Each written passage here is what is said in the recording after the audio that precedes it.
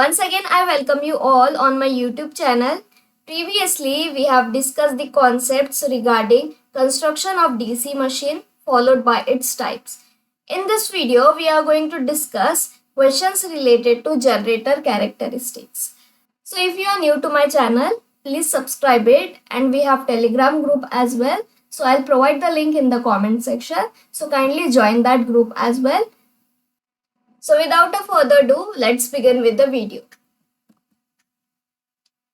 So our first question is, a DC shunt generator has full load voltage regulation of 10% at rated speed of 1000 rpm. If it is now driven at 1250 rpm, then its voltage regulation at full load would be dash. So what we have been given in this question, we have been given a DC shunt generator which has a full load voltage regulation of 10%. कितना voltage regulation दिया गया है? 10% voltage regulation दिया गया है और rated speed 1000 rpm दिया गया है. ठीक है. And now if the DC shunt generator is driven at 1250 rpm, then we have to find out the voltage regulation at full load. ठीक है. So we have been given the option in the form of percentage. So जो भी voltage regulation हमें दिया गया है question में, that is nothing but 10%. इसके related ही हमें options में दिए गए हैं values. ठीक है. So options are B more than 10%, B less than 10%, remains unchanged, and B 12.5%. So सबसे पहले तो मैं यहाँ DC shunt generator का डायग्राम ड्रॉ करूंगी. ठीक है. So this is going to be the field winding. This is going to be armature.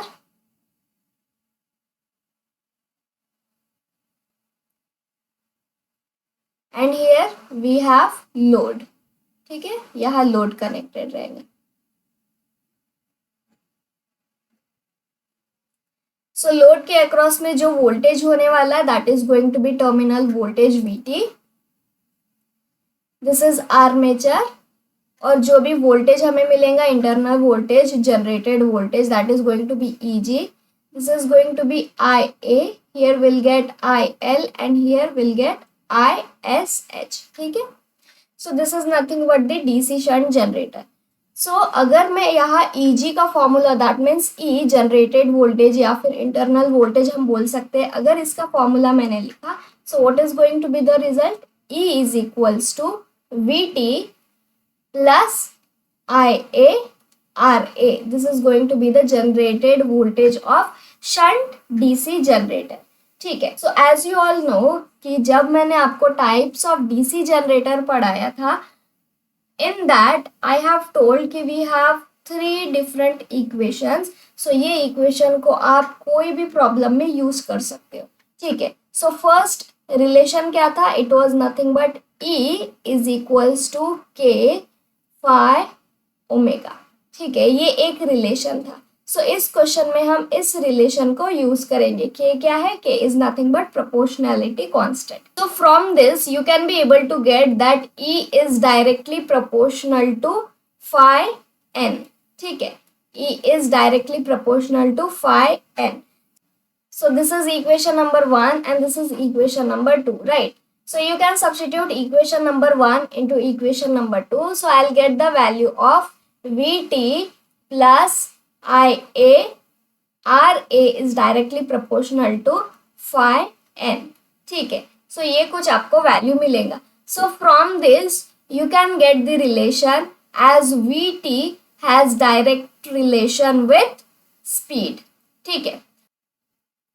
So VT has direct relation with speed, but we have been given in the form of voltage regulation, right? So अगर आपने blindly यहाँ apply कर दिया that voltage regulation 1 by voltage regulation 2 is equals to N1 by N2. ठीक है. blindly अगर आपने ऐसा कर लिया, now what you are going to get? you are going to substitute the value of voltage regulation in this equation. But equation क्या है, equation तो वोल्टेज के साथ डायरेक्ट प्रोपोर्शनलिटी है स्पीड का, बट अगर आपने ब्लाइंडली वोल्टेज रेगुलेशन का डायरेक्ट प्रोपोर्शनलिटी विथ स्पीड कर लिया then you are going to get wrong answer, ठीक है. But still I am going to show you कि कैसे रॉन्ग आने वाला है, ठीक है. सो वोल्टेज रेगुलेशन को आपने डायरेक्ट प्रोपोर्शनलिटी स्पीड के साथ कर लिया, then you are going to substitute the value of voltage regulation 10.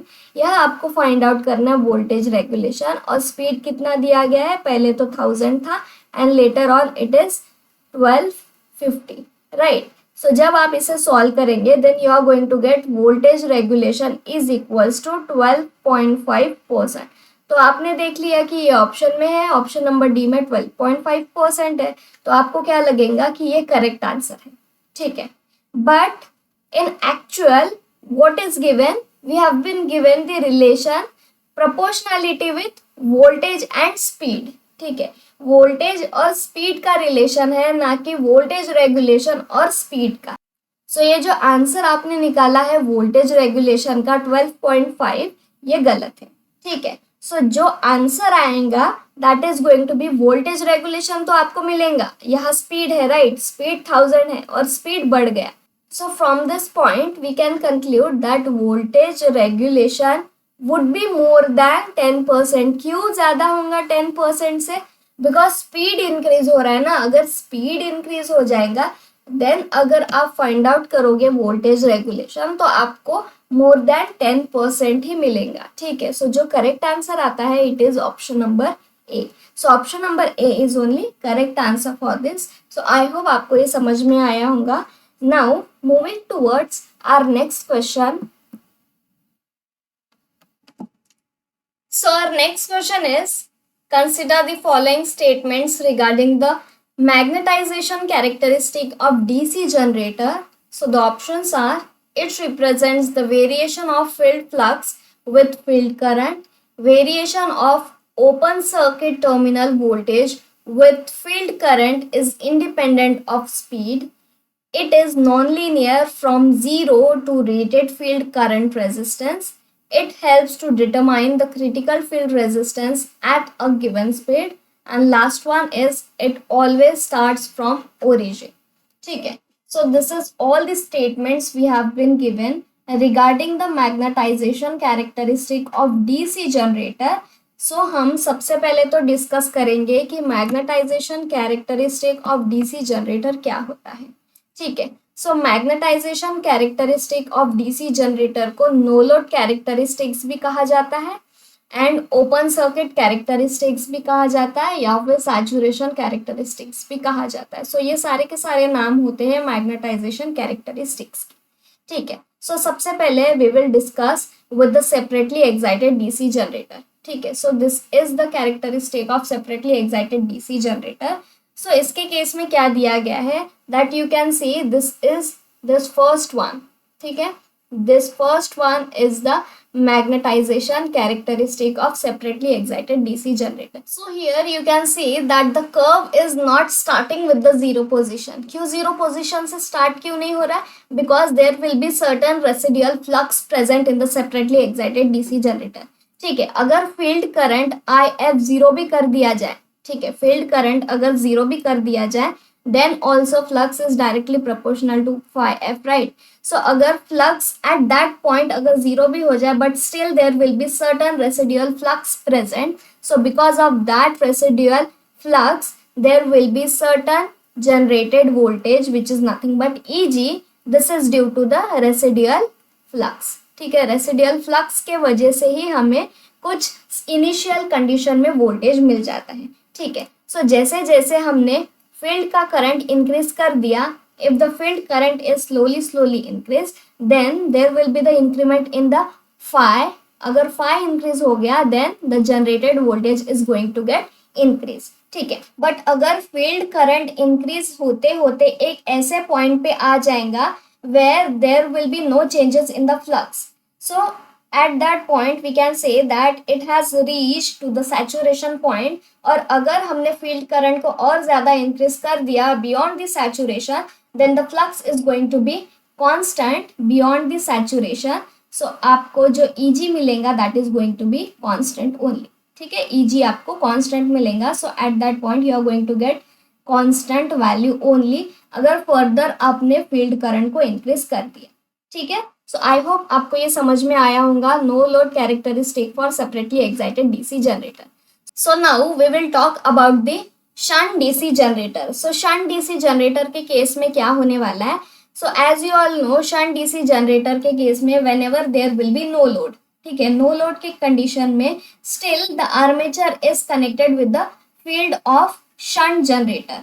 So shunt generator के फील्ड के साथ अगर कनेक्टेड रहा armature, then also we are going to get the terminal voltage, ठीक है। इनिशियली हमें टर्मिनल वोल्टेज मिलेगा when the rotor is rotating at a rated speed। so एक ऐसे rated speed से रोटर अगर रोटेट कर रहा है then there will be small magnitude of EMF induced there, ठीक है। small magnitude के वजह से क्या होने वाला है, the current is going to circulate through the field winding। so field winding में अगर current circulate हो जाए then there will be additional flux produced in the DC shunt motor. So additional flux के वजह से जो हमारा ऑलरेडी रेसिडुअल फ्लक्स था, residual flux plus new magnetised flux, ये दोनों का एडिशन हो जाएगा और जो रिजल्टेंट वैल्यू हमें मिलेगा that is going to be more, ठीक है, that is going to be increased and it is going to increase up to a certain value और उसके बाद में देयर विल बी सैचुरेशन और सैचुरेशन के बाद में आपको कांस्टेंट वोल्टेज मिलेगा, ठीक है। सो आई होप आपको ये समझ में आया होगा। सो इन शॉर्ट मैं आपको एक्सप्लेन करूंगी कि अगर रोटर रोटेट कर रहा है एक रेटेड स्पीड से, so there will be small magnitude of EMF generated due to the presence of residual flux, ठीक है। सो जो ईएमएफ जनरेट हो जाएगा that is going to be the responsible for the current flow in the field winding. So field winding में current flow होने की वजह से there will be additional flux present in the DC shunt generator. So additional flux के वजह से there will be increment in the EMF.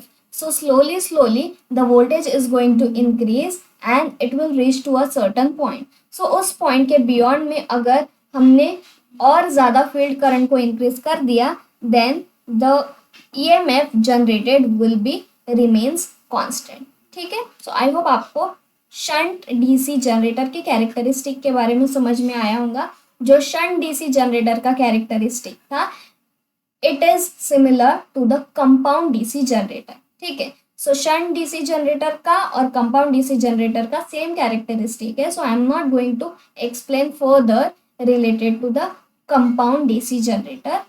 Now moving towards our last one that is nothing but series DC generator। So series DC generator के case में क्या होने वाला है, series DC generator के केस में लोड तो कनेक्टेड नहीं है बट आपको ऑलरेडी पता है कि सीरीज डीसी जनरेटर को हमेशा लोड के साथ ही स्टार्ट करना चाहिए, ठीक है। अगर नो लोड पे आपने स्टार्ट कर दिया then what is going to happen, so there will be only residual voltage present, ठीक है। रेसिडुअल वोल्टेज ही प्रेजेंट हो जाएगा बिकॉज लोड ही नहीं है ना। अगर लोड कनेक्टेड नहीं है that means armature current zero, field current zero, so कोई भी करंट प्रेजेंट नहीं है। सो जो भी आपको वोल्टेज मिलता है टर्मिनल पे so it is going to be only because of residual voltage. So terminal voltage का वैल्यू बस रेसिडुअल वोल्टेज तक ही हो जाएगा and it is no more going to increase the value of Eg because there will be no field current, right? So जैसे ही हमने load को कनेक्ट कर दिया then the generated voltage is going to increase but it will increase up to a certain value। so उस value के beyond में अगर आपने फिर से फील्ड करंट को इंक्रीज कर दिया then the value of generated voltage is going to decrease, ठीक है। so ये कैरेक्टरिस्टिक था सीरीज डीसी जनरेटर का। सो आई होप आपको ये समझ में आया होगा। And now moving towards our question. So question में क्या पूछा गया था, magnetization characteristic of DC generator के बारे में। So we will discuss one by one कि कौन सा स्टेटमेंट करेक्ट है, ठीक है। So magnetization characteristic of DC generator represents the variation of field flux with field current. So आपको पता है कि जो मैग्नेटाइजेशन कैरेक्टरिस्टिक है it is between Eg versus IF, ठीक है, फील्ड करंट और no load voltage that means जो भी जनरेटेड वोल्टेज होगा दैट ओनली, ठीक है. So it represents the variation of EG versus I F, but EG has direct relation with field flux, right? So you can say that magnetization characteristic of DC generator also represents the variation between the flux and field current. ठीक है, so जो first statement है वो correct आ जाता है. The variation of open circuit terminal voltage with the field current is independent of speed. So no speed पे dependent होने वाला है, ठीक है. There will be dependency of speed whenever we are talking about the magnetization characteristic of DC generator, ठीक है. So this is wrong. It is non linear from zero to rated field current resistance. So क्या non linear है zero से? No, because zero से तो कुछ value तक आपको मैग्नेटाइजेशन कैरेक्टरिस्टिक प्रेजेंट नहीं दिख रहा है. You can see that up to a certain value only magnetization characteristic is not there, but beyond a value Eg, ठीक है, Eg से आगे आप देख सकते हो that we have curve. So जो स्टेटमेंट दिया गया है third one that it is non linear from zero, so no ये रॉन्ग है. It is non linear from a non zero voltage to a rated field current, ठीक है. सो ये जो स्टेटमेंट 3 है ये रॉन्ग है. Statement 4 is it helps to determine the critical field resistance at a given speed. So yes, it determines the critical field resistance. So critical field resistance क्या होता है? सो अगर डीसी जनरेटर एक speed पे rotate कर रहा है, ठीक है, if it is at a given rated speed, so जो मैक्सिमम फील्ड करंट होने वाला है above which the development of EMF is not going to be possible, ठीक है. ये एक थ्रेशोल्ड वैल्यू है रेजिस्टेंस का. Critical field resistance is nothing but the threshold value of field resistance above which the development of EMF is not possible, ठीक है, but it should be at a given speed only. So this is correct option. And last one is it always starts from zero. So no, it is not going to start with the zero value, it is going to start with a non-zero value only. So जो correct option है it is option number A. So statement number 1 and statement number 4, these two statements are correct. So I hope आपको ये समझ में आया होगा. And now moving towards our next question.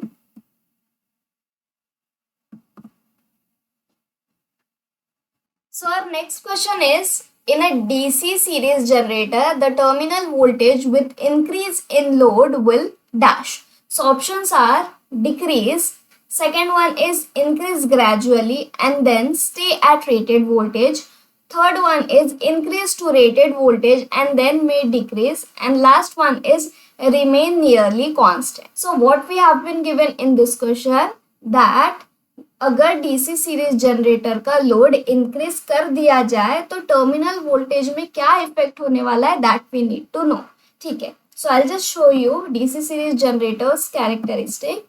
So this is the characteristic of DC series generator. So from this you can see हमारे पास कितने characteristics यहाँ है. वी हैव 3 डिफरेंट कैरेक्टरिस्टिक, ठीक है. Starting with the first one, जो first characteristic है it is nothing but this is open circuit characteristic, या फिर आप नो लोड कैरेक्टरिस्टिक कह सकते हो, या फिर मैग्नेटाइजेशन कैरेक्टरिस्टिक, ठीक है. It is open circuit characteristic. Second one जो कैरेक्टरिस्टिक दिया गया है it is the internal characteristic and third one is external characteristic, ठीक है. सो ओपन सर्किट कैरेक्टरिस्टिक क्या होता है डीसी सीरीज जनरेटर का? So first of all I would like to draw here the figure of DC series generator, ठीक है. So we have here armature,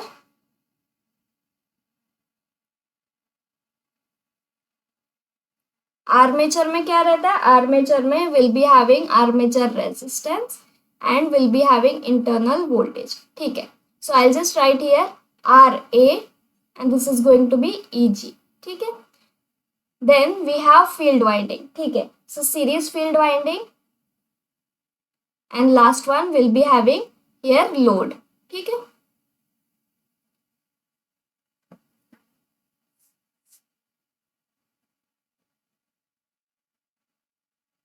this is the load. This is going to be ISE, this is going to be IA, and this is going to be IL. So from this you can see कि सारे के सारे जो current है, that means armature current, series field current and load current, everything is equal. क्यों equal? Because सारे के सारे सीरीज में कनेक्टेड है ना. तो अगर सीरीज में कनेक्शन होगा इनका, then all the currents are going to be same. But first condition हम देखेंगे कि नो लोड के केस में. सो नो लोड के केस में क्या होने वाला है? नो लोड के केस में there will be no load. ठीक है, सो यहाँ कोई भी लोड प्रेजेंट नहीं रहेगा. So I just erase the load section. ठीक है, सो यहाँ कोई भी लोड प्रेजेंट नहीं है. So it is a no load condition. So no load condition में क्या होने वाला है? That I L is equals to zero.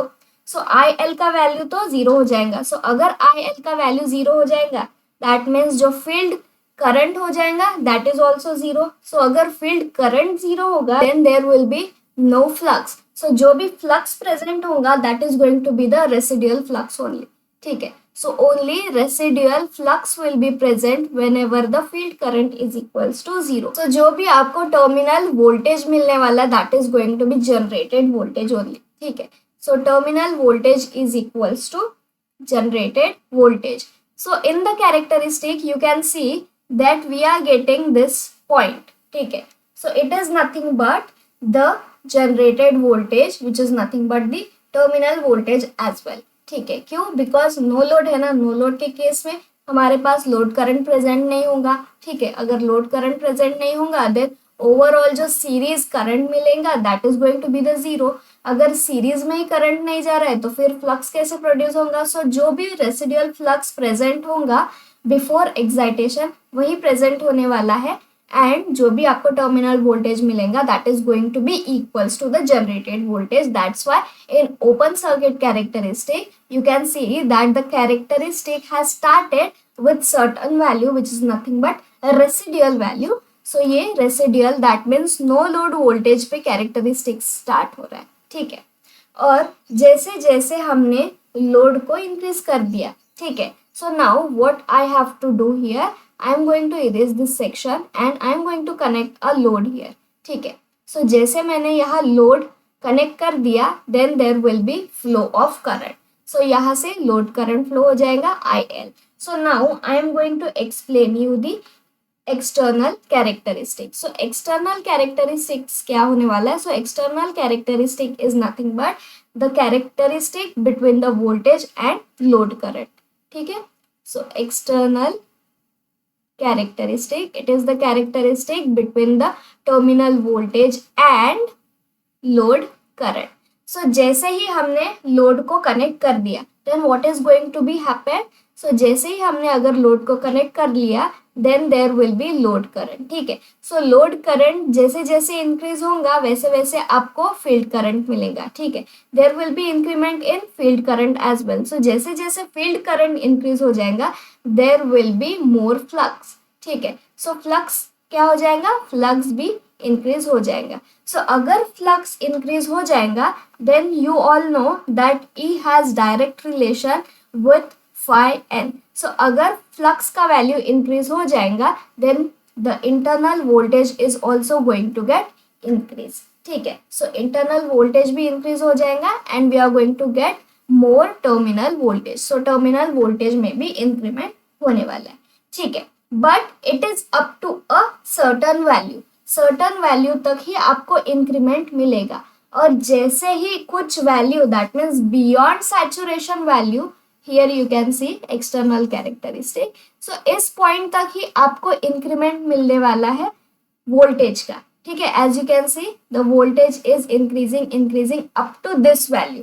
सो जैसे ही फ्लक्स वैल्यू कांस्टेंट होने लग जाएगा. ठीक है, जैसे ही फ्लक्स का वैल्यू कांस्टेंट होने लग जाएगा because there is going to be the saturation. So saturation की वजह से there will be the constant flux and constant flux के वजह से there will be constant generated voltage.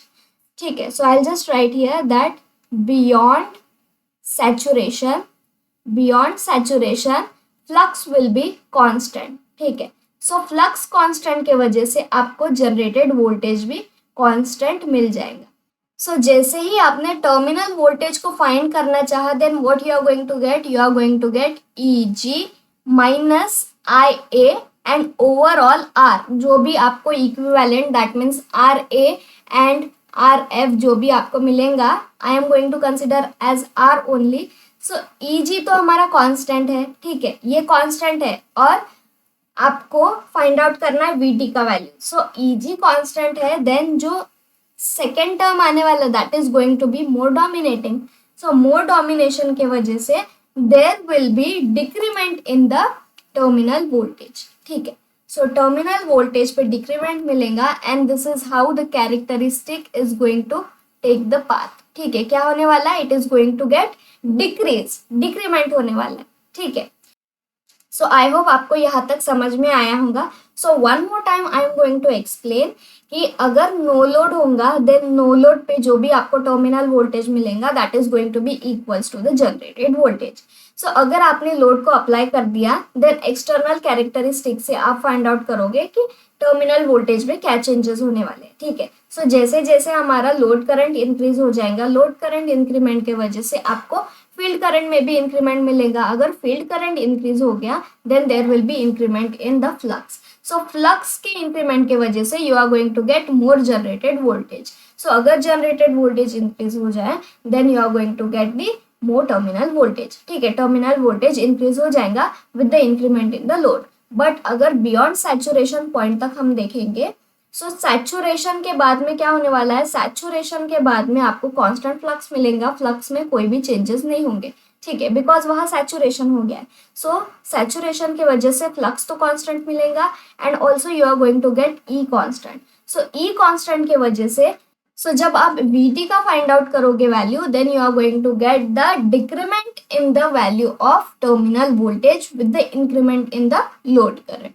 So from the characteristic you can see यहाँ पे increment हो रहा है यहाँ तक and then you can see the decrement. This is the external characteristic of DC series generator. So let's check कि कौन से ऑप्शन में हमें ये आंसर मिल रहा है।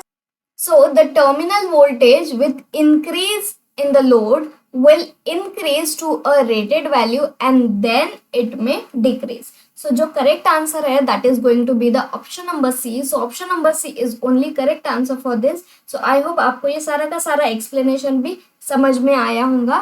And now moving towards our next question. So our next question is a 220 volt DC machine has an armature resistance of 1 ohm. If the full load current is 20 ampere, then the difference in the induced voltages when the machine is running as a motor and as a generator is dash. So options are 20 volt, 40 volt, 50 volts and 0. So what we have been given in this question that there is one DC machine, right? So DC machine का voltage दिया गया है 220 volt and also we have been given the armature resistance. So I'll just write the specification. 220 volts दिया गया है और armature resistance RA is given as 1 ohm and also we have been given the full load current I is equals to 20 ampere, ठीक है। सो हमें क्या find out करना है, हमें फाइंड आउट करना है difference between the voltages when the machine is running as motor and as a generator. So I just write here that voltage which is nothing but E when the machine is running as generator and when the machine is running as motor. This is what we have to find out. So सबसे पहले तो हम generator के लिए formula लिखेंगे, ठीक है। सो generator के लिए क्या फॉर्मूला आने वाला है, सो Eg का फॉर्मूला आपको जनरेटर के लिए लिखना है। So it is going to be VT plus IA RA, ठीक है। This is the formula for generator. सो अगर आपको मोटर के लिए फॉर्मूला लिखना है, सो मोटर के लिए क्या फॉर्मूला आने वाला है, सो मोटर के लिए formula is going to be so EM is equals to VT minus IA RA। क्यों यहाँ माइनस आया है, because as you all know कि मोटर क्या करता है, मोटर करंट को लेता है, जनरेटर करंट को सप्लाई करता है, मोटर करंट को लेता है। That's why whenever it is taking the current then the value of IA is going to be negative. That's why here we have minus sign. ठीक है. So these two are the equation of generator as well as motor for internal voltage. ठीक है. So यहाँ जो भी values दिए गए हैं, you need to substitute all the values in this formula in order to get the answer of EG as well as EM. ठीक है. So हम सबसे पहले EG find out करेंगे. टर्मिनल वोल्टेज हमें दिया गया है, VT का value is nothing but 220. So 220 plus 20 into 1. So the answer is going to be 240 volts. Now you have to find out the internal voltage of motor. So it is going to be EM is equals to 220 minus 20 into 1. So you are going to get 200. ठीक है. So हमें EG as well as EM का तो value मिल गया है. Now you have to find out the difference between the EG and EM. So what is going to be the result? So result is going to be 240 minus 200 is equals to 40 volts. ठीक है. So जो correct answer है that is going to be option number B. So option number B is only correct answer for this because हमें question में पूछा गया था we have to find out the difference between the voltages of machine when they are running as motor as well as generator. ठीक है. So I hope आपको ये समझ में आया होगा. Now moving towards our next question. So our next question is the type of DC generator used for arc welding purposes is dash. So options are series generator, shunt generator, cumulatively compounded generator and differentially compounded generator. So what we have been asked in this question, so we have been asked which kind of generator is used for arc welding purpose. ठीक है. So we have certain information regarding the applications of different types of generator. So let's discuss one by one. ठीक है. So सबसे पहले हमारे पास यहाँ कौन सा जनरेटर दिया गया है? We have been given the shunt wound DC generator. ठीक है. सो हम एप्लीकेशंस देखेंगे शंट वाउंड डीसी जनरेटर के लिए. सो शंट जनरेटर कहाँ यूज होता है? It used for general lightning. ठीक है. जनरल लाइटनिंग पर्पसेस के लिए यूज किया जाता है, बैटरी चार्जिंग के लिए यूज किया जाता है and also for giving the excitation to the alternators. ठीक है. एज यू ऑल नो कि ऑल्टरनेटर को हम डीसी एक्साइटेशन प्रोवाइड करते हैं. ठीक है. एक्सटर्नली हम एक्साइटेशन प्रोवाइड करते हैं ऑल्टरनेटर को. So for providing the excitation we need to make use of DC shunt generator. ठीक है.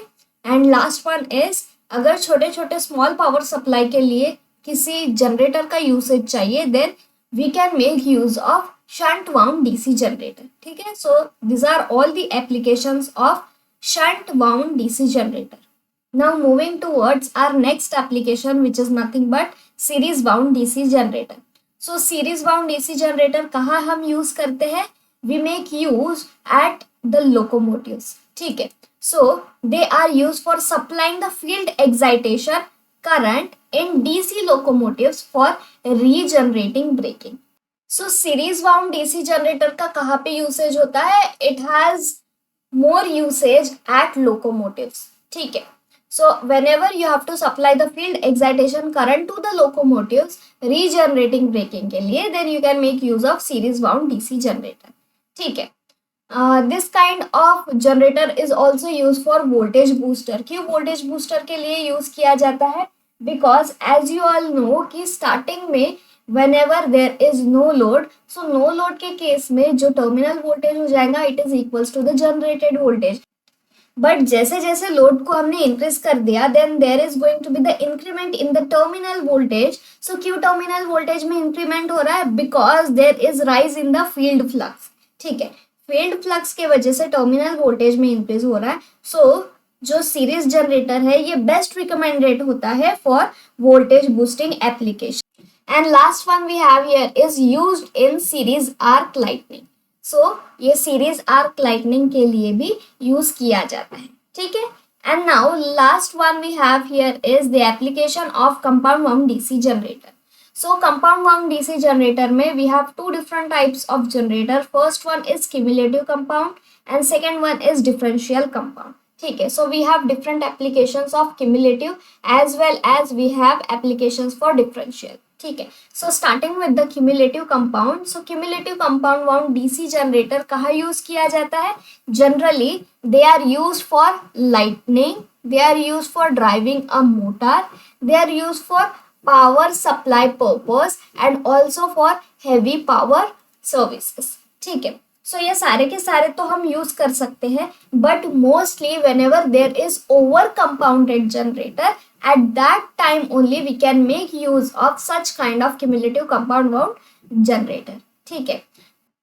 सो our next point is for small distance operation such as power supply for hostels, offices, homes, lodges, the flat compounded generator are usually used. ठीक है. सो छोटे distance के operation के लिए, जैसे कि पावर सप्लाई अगर हमें देना होगा हॉस्टल्स में, ऑफिसेस में, घरों में या फिर लॉजेस में, then you can make use of flat compounded generator. ठीक है. सो फ्लैट कंपाउंडेड जनरेटर में जो भी टर्मिनल वोल्टेज होने वाला है that is going to be constant throughout irrespective of changes in the load. ठीक है. सो आपको कांस्टेंट वोल्टेज चाहिए. सो कांस्टेंट वोल्टेज आपको कब मिलेगा? Whenever there is flat compounded generator. ठीक है. And last one we have here is differential compound wound generator. So differential compound wound generator कहाँ यूज किया जाता है? It is mostly used for arc welding purposes. क्यों arc welding purposes के लिए use किया जाता है? बिकॉज वहाँ हैवी वोल्टेज ड्रॉप होता है और कांस्टेंट करंट का रिक्वायरमेंट होता है. So for that reason only differential compound wound DC generator use किया जाता है आर्क वेल्डिंग पर्पस के लिए. ठीक है.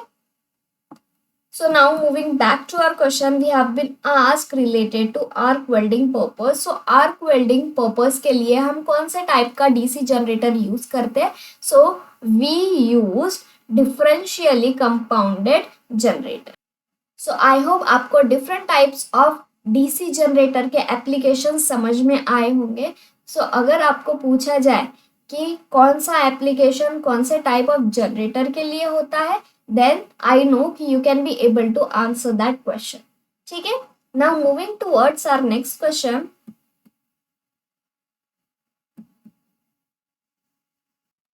So our next question is DC series motor drawing an armature current of IA is operating under saturated magnetic conditions. The torque developed in the motor is proportional to dash. So what we have been given in this question that there is a DC series motor which is drawing a current of IA. So armature current IA दिया गया है and also it is given that the DC series motor is operating under a saturated magnetic condition. So whenever there is saturated magnetic condition then we have to find out the torque developed in the motor. इसका relation तो है armature current के साथ, but कैसे type का relation है that we need to know. ठीक है. सो सबसे पहले तो मैं यहाँ आपको डायग्राम ड्रॉ करके दिखाती हूँ डीसी सीरीज मोटर का. तो it is going to be something like this. ठीक है. This is going to be our armature resistance, this is back EMF, this is going to be series field and here we have supply. ठीक है. यहाँ source रहने वाला है supply side. ठीक है. So as you all know कि when we were dealing with generator, so generator के केस में क्या होता था कि आर्मेचर सप्लाई करता था करंट को. ठीक है. Armature was supplying current and it was supplying current to the load. But in case of series motor के केस में क्या हो रहा है? Armature is going to take the current. Armature is going to take the current. So the direction of current is going to be something like this. ठीक है. So it is going to be IA, this is going to be ISE and this is going to be RA, this is going to be RSE and it is going to be EB and this is going to be V. Terminal voltage, VT या फिर source voltage, जो भी आप कहें. ठीक है. So from this we have to find out the developed torque relation with the armature current. So हम कैसे find out करेंगे? So when we were talking about the types of DC generator, so video number 7 में हमने types of DC generator के बारे में discuss किया था. सो उस वीडियो में मैंने आपको 2-3 इम्पॉर्टेंट इक्वेशन बताए थे जो कि हम न्यूमेरिकल प्रॉब्लम को सॉल्व करते टाइम यूज कर सकते हैं. ठीक है. So that equation only we are going to use now in order to solve our problem. ठीक है. सो कौन कौन से इक्वेशंस थे वो? So it was nothing but first equation was E is directly proportional to phi omega.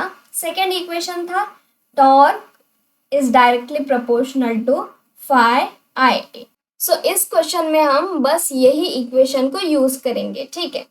So now I'll just write here that torque has direct relationship with phi IA. But when it is a series motor के case में क्या होता है that phi has direct relation with I A as well as phi has direct relation with I F.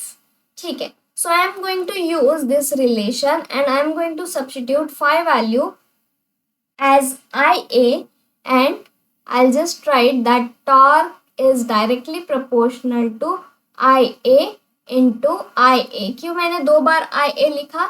Because phi का तो relation है आई ए के साथ, डायरेक्टली प्रोपोर्शनल है ना. Flux is directly proportional to armature current, so that's why I have written like that. So torque is directly proportional to I A square. But ये relation हमें कब मिलेगा? Whenever there is normal operating condition. Normal operating condition. ठीक है. But अगर normal operating condition नहीं है, saturated magnetic condition है, तो उस केस में टॉर्क का नया इक्वेशन आएगा. ठीक है. सो टॉर्क का क्या इक्वेशन आने वाला है? So torque is going to be directly proportional with I A only. क्यों? बिकॉज फाई तो कांस्टेंट हो जाएगा ना. Phi is going to be constant when there is saturated condition. So saturation के condition में flux तो constant हो जाएगा. Then whatever will be left that is going to be the proportional value with the torque developed. ठीक है. So torque is going to be proportional to the armature current only whenever there is saturated condition. ठीक है. Saturated magnetic condition. सो हमें question में saturated magnetic condition के ही बारे में पूछा गया था that whenever there is saturated magnetic condition, so in that case what is going to be the relation of torque and armature current? So the relation of torque and armature current is going to be directly proportional. ठीक है. So torque is going to be directly proportional to the armature current. So the option number D is only correct answer for this. So I hope आपको ये समझ में आया होगा. ठीक है. Now moving towards next question. Question is a DC shunt motor having unsaturated magnetic circuit runs at 1000 rpm with rated voltage. If the applied voltage is reduced to half of the rated voltage, then the motor will run at dash. So इस question में हमें क्या दिया गया है that there is DC shunt motor which is having unsaturated magnetic circuit. So कोई भी saturation नहीं दिया गया है DC shunt motor के केस में and it is running at 1000 rpm. So कितने स्पीड से रन कर रहा है? So DC shunt motor run कर रहा है 1000 rpm के साथ with the rated voltage. But अगर अप्लाइड वोल्टेज को हम रिड्यूस करेंगे with half of the rated voltage, so motor के स्पीड में क्या चेंजेस होने वाले हैं that we need to know here. ठीक है. So before starting the solution of this question, I would like to tell कि whenever there is DC shunt motor, so DC shunt motor के case में क्या होने वाला है कि जो भी टर्मिनल वोल्टेज में चेंजेस होंगे, ठीक है, चाहे वो हाफ हो या फिर 1/3 हो या फिर 1/4 हो, कितने भी चेंजेस हो जाए अप्लाइड वोल्टेज के केस में, सो जो स्पीड से शंट मोटर रन करेगा वही स्पीड से वो रन करेगा after the changing in the applied voltage. ठीक है. अगर अप्लाइड वोल्टेज में कोई भी चेंजेस हो जाए, स्पीड में कोई भी चेंजेस नहीं होंगे because speed is independent on the supplied voltage. ठीक है. So I just write here that speed is independent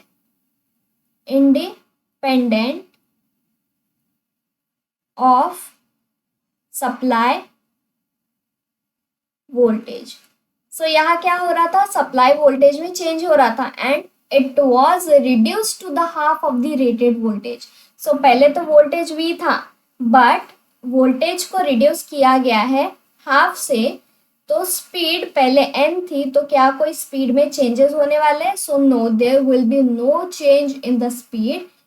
चाहे अप्लाइड वोल्टेज में कितने भी चेंजेस हो जाए, स्पीड में कोई भी चेंजेस नहीं होने वाला है as speed is independent of the supplied voltage.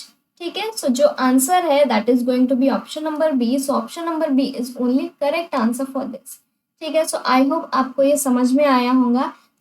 So moving towards our next question. So the question is a 240 volt DC shunt motor with an armature resistance of 0.5 ohm. It has a full load current of 40 ampere.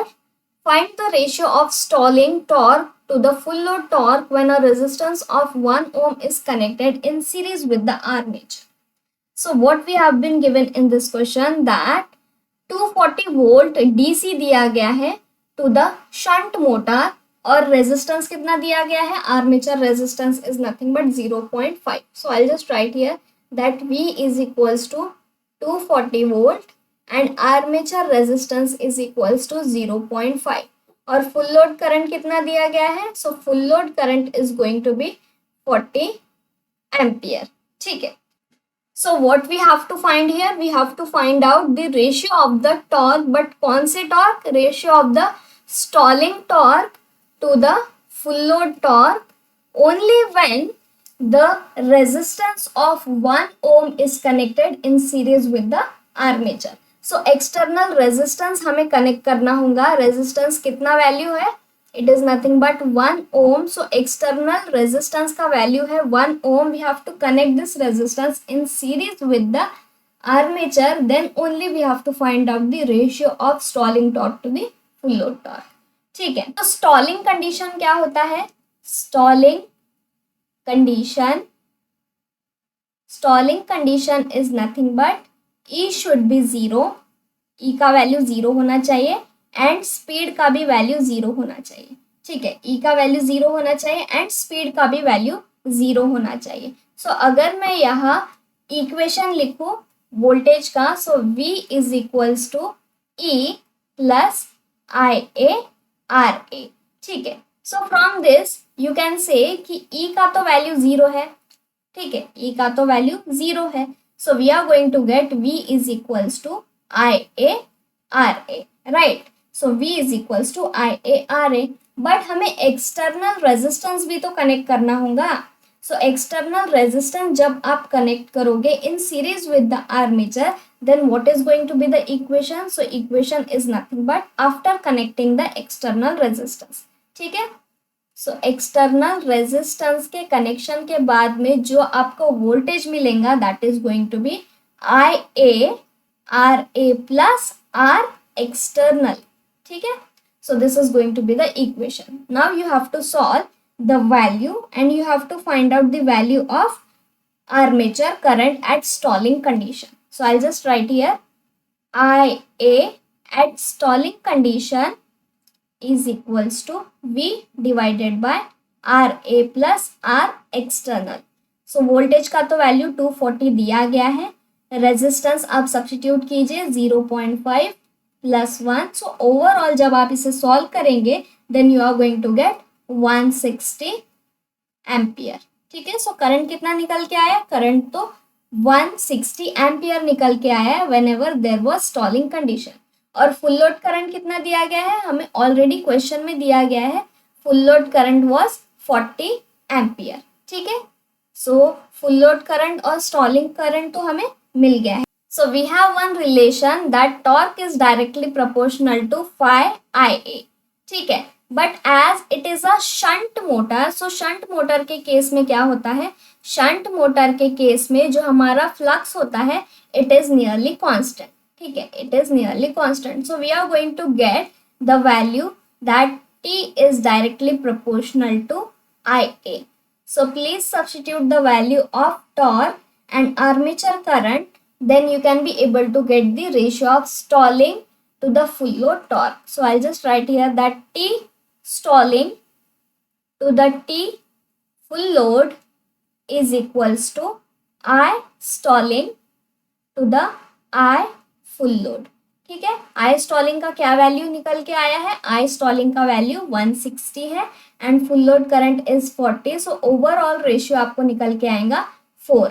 So the torque of stalling to the full load torque is going to be 4. So it is in option number A. So option number A is only correct answer for this. So I hope आपको ये समझ में आया होगा. Now moving towards our next question. So the next question is, a DC shunt motor runs at a no load speed of 1140 rpm. At full load, the armature reaction weakens the main flux by 5%, whereas the armature circuit voltage drops by 10%. The motor full load speed in rpm is dash. So what we have been given in this question, we have been given that there is a DC shunt motor and it is running at no load speed of 110. So no load speed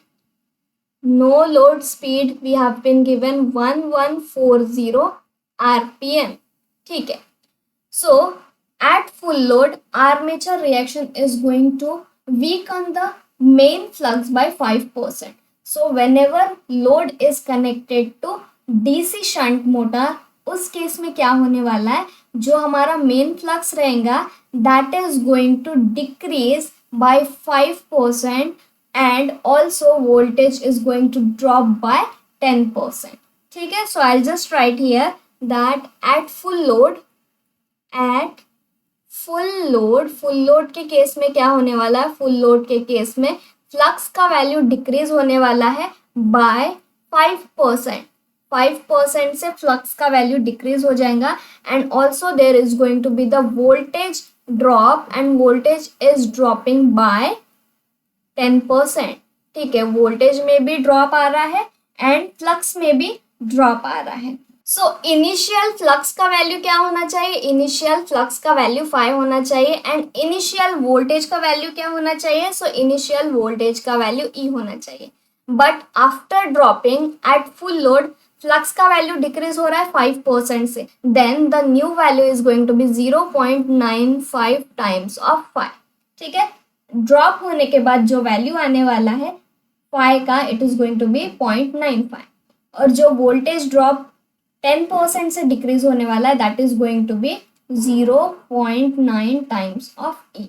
ठीक है, so this is going to be the value of phi as well as voltage at full load. Now you have to consider one equation. ठीक है, that equation I am going to write here. E has direct relation with phi n.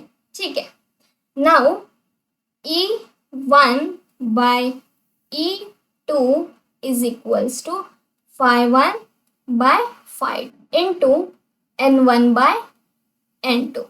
So you have to substitute all the values. So E1 क्या है, E1 is nothing but E.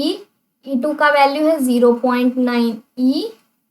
Then we have phi 1 का value है phi and next we have 0.9 phi into n1 कितना दिया गया है 1140 and we have to find out n2 value, right? So E will get cancel, phi will get cancel और जब आप इसे solve करेंगे then you are going to get n2 is equals to 1080 rpm. ठीक है, so जो result निकल के आने वाला है that the motor full load speed is going to be 1080 rpm. So it is an option number A. So option number A is only correct answer for this. So I hope आपको ये समझ में आया होगा. Now moving towards our last question. So our last question is, if the applied voltage to a DC machine is 230 volt, then the back EMF for maximum power developed is dash. So what we have been given in this question that whenever we are applying the voltage to a DC machine जिसका voltage दिया गया है V is equals to 230 volt, so it will give the maximum developed power. But ये maximum developed power हमें किस condition में मिलने वाला है, किस बैक ईएमएफ पे मिलने वाला है, that we need to know. So as you all know, there is one condition to get the maximum developed power, that whenever the back EMF is equals to the half of the applied voltage, at this condition only we are going to get the maximum developed power. ठीक है. सो V का value कितना दिया गया है, V का value 230 volts दिया गया है divided by 2. So when you will solve this, you are going to get 115 volt. So this is going to be the answer. So it is an option number A. ठीक है. सो हमें question में back EMF के regarding पूछा गया था, तो हमने फाइंड आउट कर लिया है बैक ईएमएफ का value. So whenever there will be 115 back EMF voltage, at this point only we are going to get the maximum develop power of the DC machine. ठीक है. सो आई होप आपको आज के सारे question समझ में आए होंगे. मोस्टली इस वीडियो में क्वेश्चंस थे related to the characteristics of DC machine. So I hope आपको कैरेक्टरिस्टिक्स भी समझ में आए होंगे. एंड एंडिंग में हमने कुछ क्वेश्चंस देखे थे related to DC motor. So if you are new to my channel, so please subscribe it and do like, share, comment and share as much as possible with your friends, because sharing is caring. And let's meet in our next video. So तब तक के लिए keep studying and thank you guys.